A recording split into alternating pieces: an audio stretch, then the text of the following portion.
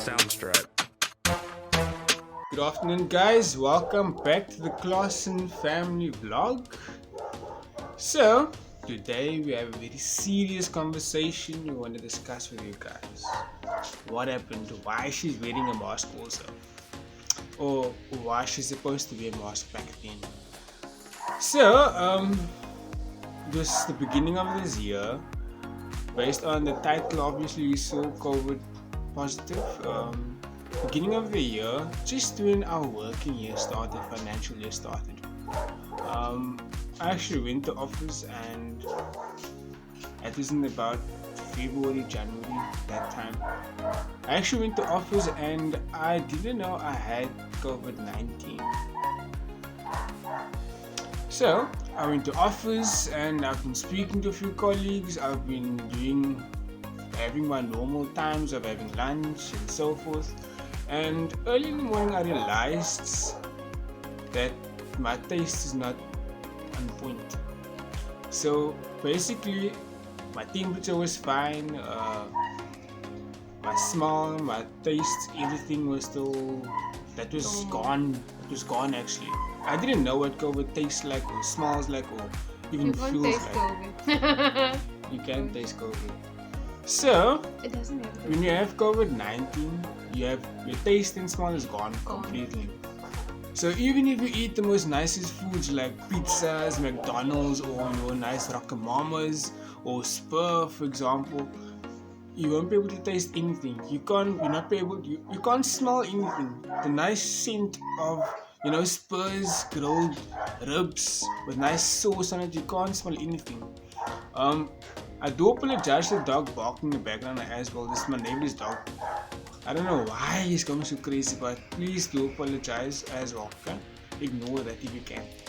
Also, then I spoken to one of my colleagues and I told him, look, I don't know how COVID-19 tastes like or smells like. I asked him, look, when you had COVID-19, what was it like? Explain to me what your taste was like. He then tells me I couldn't do anything. Well, he was a smoker and the cigarettes he was smoking, he couldn't taste anything basically. It tastes like wood or something worse than wood, like he explained, right? So I love my coffees. I've been having coffee ever since then, and during the day I couldn't actually taste my coffee. You had like to taste that strongness within and the sweetness of the coffee. So throughout the day I couldn't taste any of those. I didn't know. I asked questions, and then at the time I had to go on lunch, to be exact. I went on lunch to have something to eat. I ordered me some nice food and I just couldn't taste it. And I asked more questions. I spoke to my line manager as well. So line manager sends me back home. Says I need to go do a COVID-19 test. Now medical aid. I had medical aid, right? I have medical aid. So I decided to go to a public hospital instead of private to have my COVID-19 test done. I went to the day hospital in our community. So I went to a public hospital to have my COVID-19 test done, and for some specific reason I sat there for exactly 3-4 hours to find out I had COVID-19. And something so strange, it actually came in like some pregnancy test. You see the cheap ones that you buy a normal shop for 15 rand or let's say $1, right? That small pregnancy test actually determine whether you have COVID-19 or not. Can you believe it? So the doctor then came out and tells me, no, Jeandre, Mr. Claasen, you have COVID-19. So your quarantine days have started this date, which is not true. They're saying I was already in quarantine for exactly 5 days so far, which is not true. Then, fine, I accepted it, I acknowledged it. They didn't give me much. They asked you questions. They asked me questions, let's say. Family. They asked me about what medication do I have any Panados for pain, do I have any vitamins and so forth. Look, I didn't need vitamins because my immune system is strong. Yes, it's not the route to go, yes, but if you can get vitamins for yourself while having COVID-19, I think that's the best option as well, right? when it comes to me, I didn't actually need those. Simply because it was only my taste and my smell was gone. I didn't look like death. I didn't feel like death. I felt normal, like I'm speaking right now to you guys. So the only thing that was gone was only my taste and smell. Right? I returned back home. Or in fact, my wife was waiting for me at the hospital. Right? And I didn't explain to her that I have COVID-19. She instantly became scared. She walked a distance away from me, even though we're sleeping in one bed. Can you believe it? We still shared a bed throughout the entire, let's say, 10 days in quarantine. I then returned home. I came back. In that time period, I couldn't see my son. I've seen my daughters during that time as well. So I didn't need any medication based on COVID-19. And the one big mishap of which they done was, for example, right, I'm going to the hospital on the 1st, right? I went on the 1st, for example. You can do the math. I went on the 1st of, let's say, February, right? The doctor says to me, Mr. Claasen, you were already in quarantine since the 26th of January. Now, if you think clearly, they're telling me then I have only, let's say, 4 to 6 more days left in quarantine, which I know is not right, it's not true, because I haven't come back. I didn't go to them on the 26th of Jan. They're telling me only have 4 days left of quarantine, I need to go back to work. Issue. There was entire back and forth issue as well. At work for me, I needed to get a new certificate because this doctor made an entire issue, an entire mess up with regards to my off days, basically quarantine days. I had to then go on medical aid and then go to a doctor and get a certificate that proves my dates on which I'm supposed to be quarantined until, right, and from which date I started. Everything sorted on the side. I had to stay extra 10 days just to make sure that I'm not in quarantine. I couldn't turn back because I was not quarantined too long. So everything was sorted at work, and there's big companies where they do temperatures, asking questions and so forth. I've passed those, I've sent home, remember I sent home, and I had to go through entire return back to office questionnaire and so forth.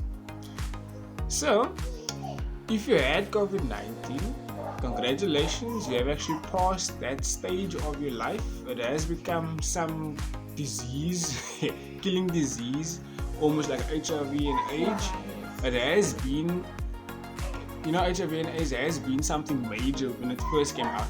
But now it's basically subtle, only because there is ARVs, is medication you can take each month or every 6 months, basically, right? If you continue, let's say, sanitizing yourself, wearing a mask in public. Okay, now in South Africa, you don't need to wear a mask anymore if you're walking outside.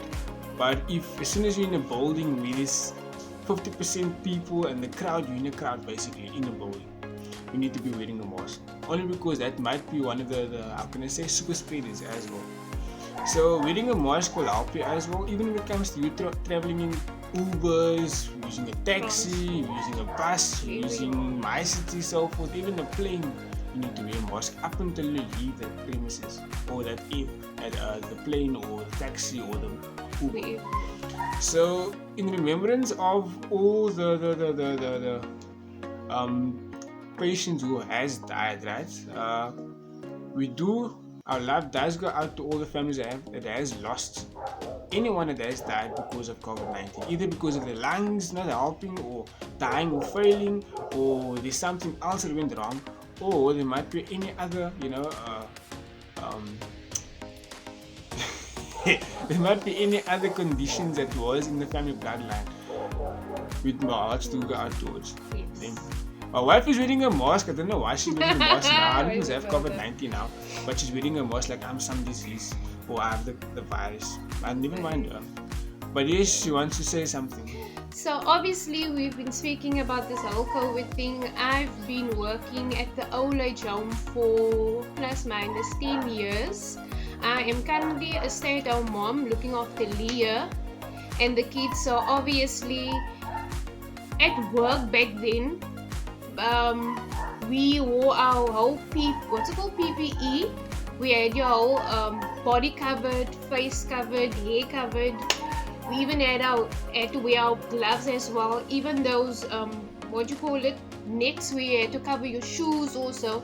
So we had plus minus almost 90 odd residents. So I have my patients. I used to work while I was pregnant. I used to work with these residents, my patients, and I used to work in the sick bay. So now you know, in the sick bay is where your fragile patients are, and there's where you need to be extra careful, because those already fragile patients, they are sick in sick bay in that department. So obviously we need to see to it that we sanitize, we wash our hands, even need to see to it that this part of your face, this part of the ear is always covered.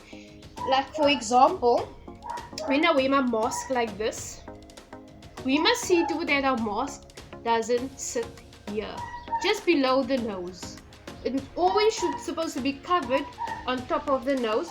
Pinch it like this, so that there's no airways or anything coming through. Even this also. So we used to wear a mask, and then we used to wear a shield mask. I don't have a shield mask at the moment, so obviously you guys know what a shield mask is. And then once we leave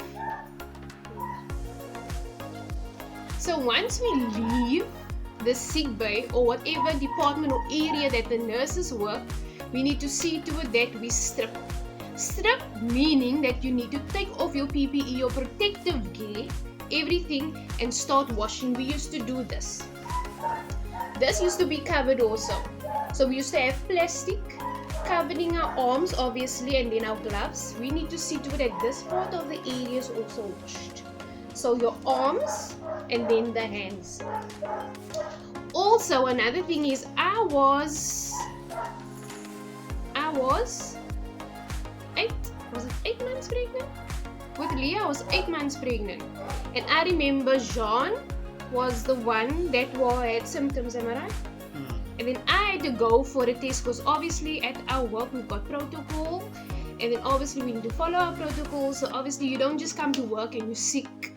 You need to show proof, you need to show evidence of you seeing the doctor and going for a test. So obviously for myself and for Jean, we had this conversation. Remember when I was pregnant, we had a conversation of, I don't want to go, I don't want to do this, they're gonna stick up something up in your nose and it's all uncomfortable. I remember my first time where I went to Empath. Where was that? I'm not sure. Empath in N1 City. In N1 City by Empath, I went there. We drove there, and it was done. Usually it's a big thing, and there's like a drive-through, and then obviously cars are parked there. That's how they did it. They did it in the outside area, open environment. So what they did is, you need to I'm gonna show it quickly. You need to sit up like this, your head obviously tilted a bit to the back. You need to breathe in, and then obviously they will insert the, what do you call it?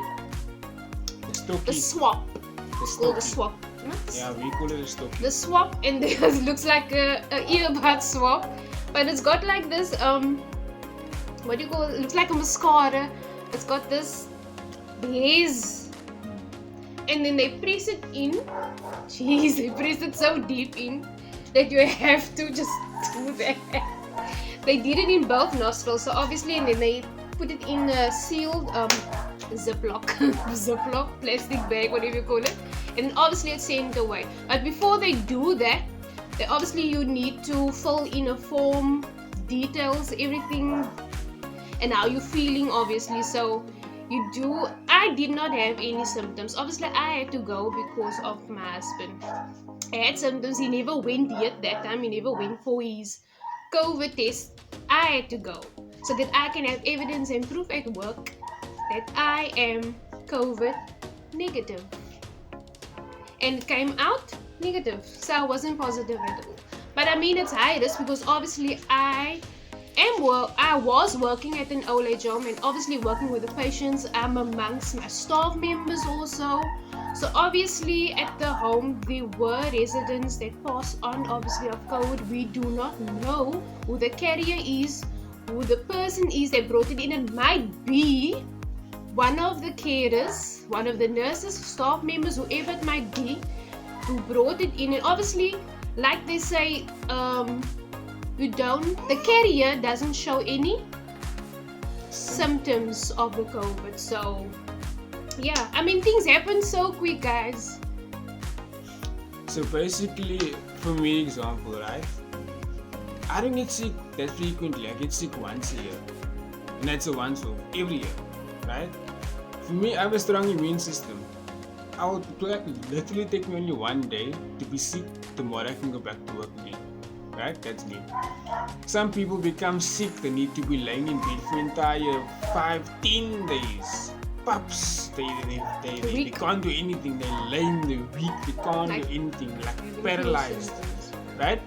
For me, that was not the case because I only had the taste and smell being gone. Nothing else. I was like a normal person speaking, going on like this. Not feverish, not sweating. There was no sickness, no flu, nothing of that kind. I had no flu. But if you have COVID-19, it's treated like a basic flu. So if you want to buy your aspirins, your ginger beer, heat it up in the microwave, multivitamins and so forth, drink that before you go sleep at night as well. So, yes, drink your multivitamins, your zinc tablets, your pain tablets, your flu pain, your CC200, CC600, AC, all of those. If you have those medication at your disposal, perfectly fine, you're sorted. If you don't, there's always like a concoction that you can make it's called concoction, where you can have your lemon tea, your lemon, your multivitamins, everything all in one, and drink that off. Obviously, I've made my husband that, my kids has been drinking that also. I'm not sure if you guys know about the Alps plant, but those plants are usually used when you are sick. What do you call those? Doctor plants. That remedy. So, those remedies, yeah. This option right now is mandatory.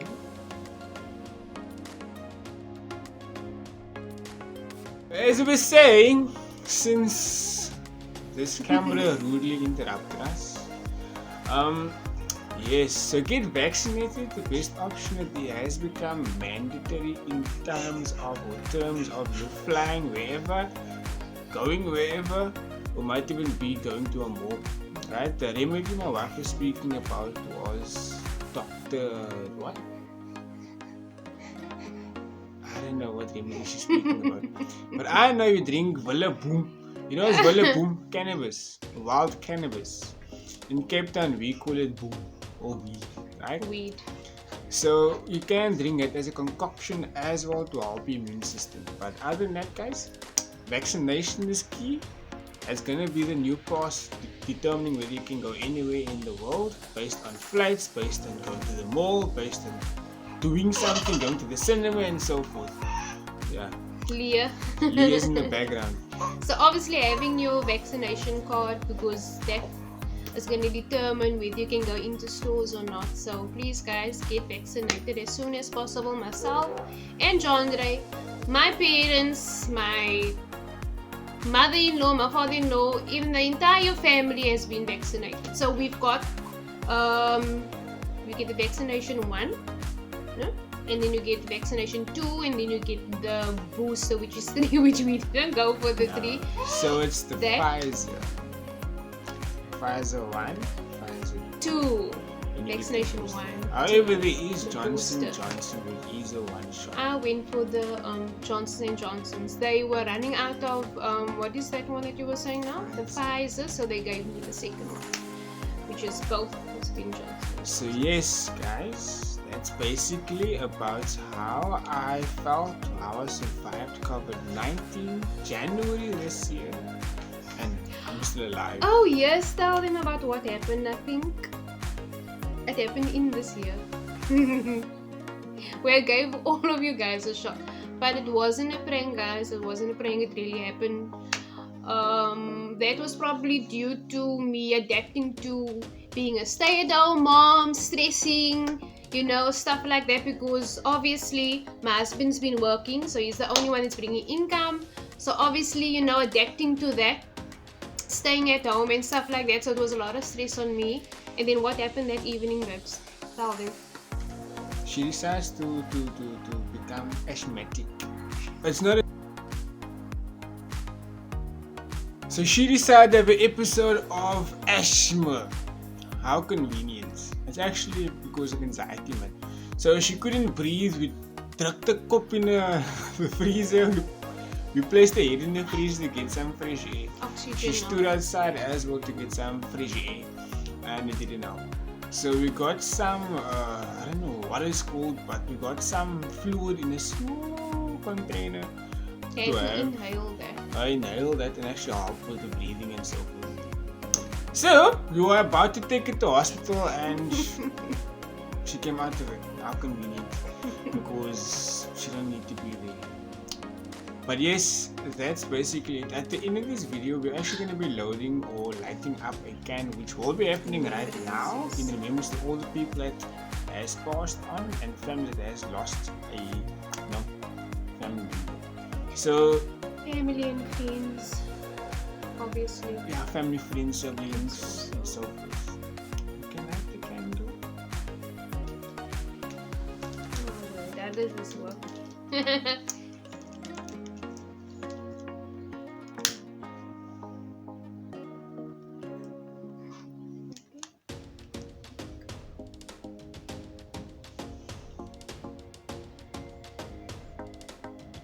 Moment of silence.